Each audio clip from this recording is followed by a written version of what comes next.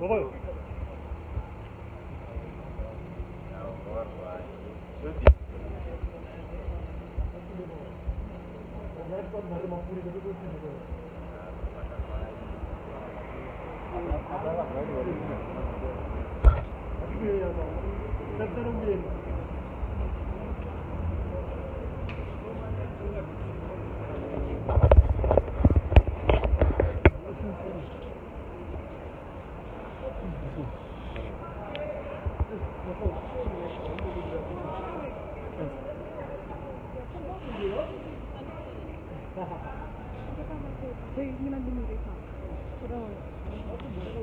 Company.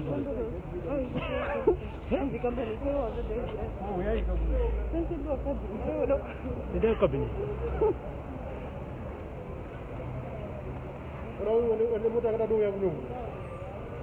Ada tu ada apa? Anu pada?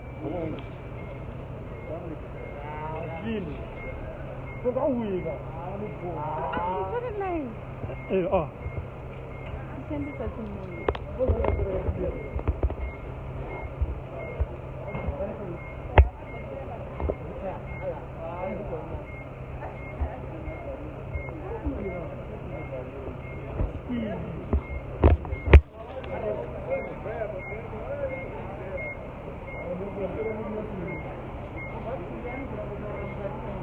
Ah, zithi. Takapindira mukati takavajaidza.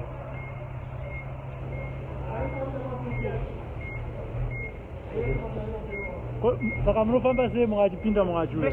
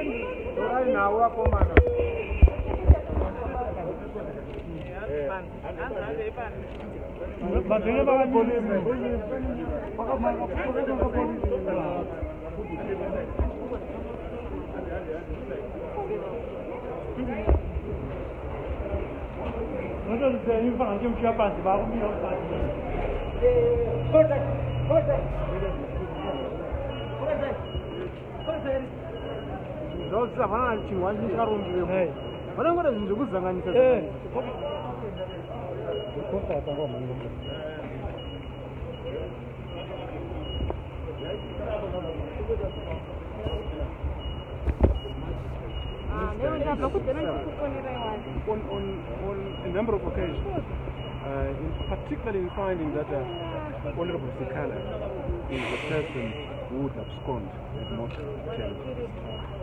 And consequently, the magistrate, the judge, was at liberty to interfere with the finding of the magistrate.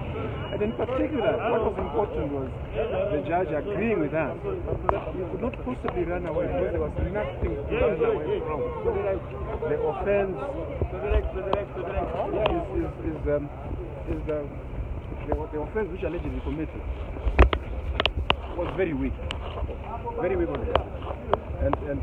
and importantly, he had always said, if you want me, you know where to get me. And he had done so on previous occasions. There was no reason why he should be denied bail. It was a very well-reasoned judgment. I take it. I think all of you were there. We have followed specifically addressing specific areas where she then made findings adverse to what the magistrate had. And probably the order itself, not to post things on WhatsApp group, particularly if she did not say he should not. She simply said, whatever he does must not. Whatever he says or does, right, must not incite public violence. To be honest, when you look at the videos he has made so far, you read for yourself. And you tell me whether in those videos he's inciting violence. He's not. Thank you very much.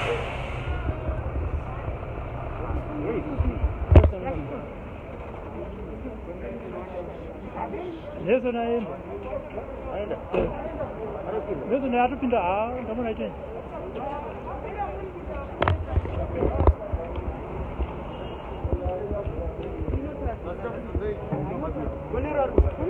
Aenda. Ana kutiza aenda. Yanga.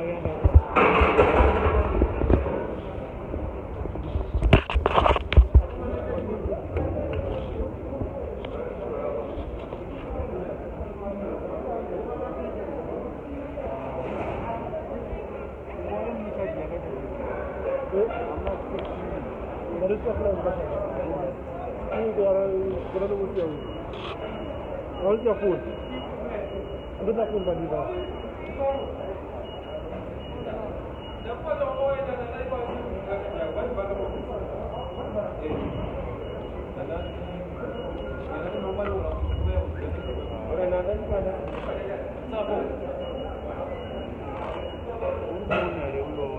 Ah, bom. Fui eu. Uma chura, vai chorar para ti.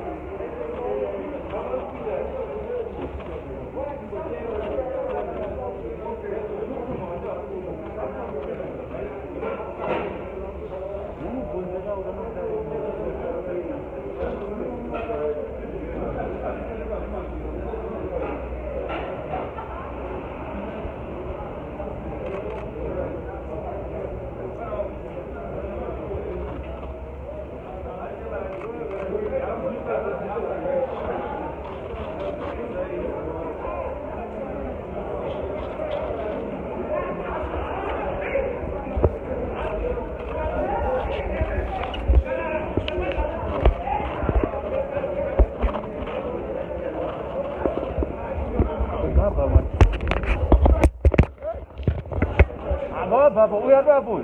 Dara. Whoop. Itam Dara Baba is the phone.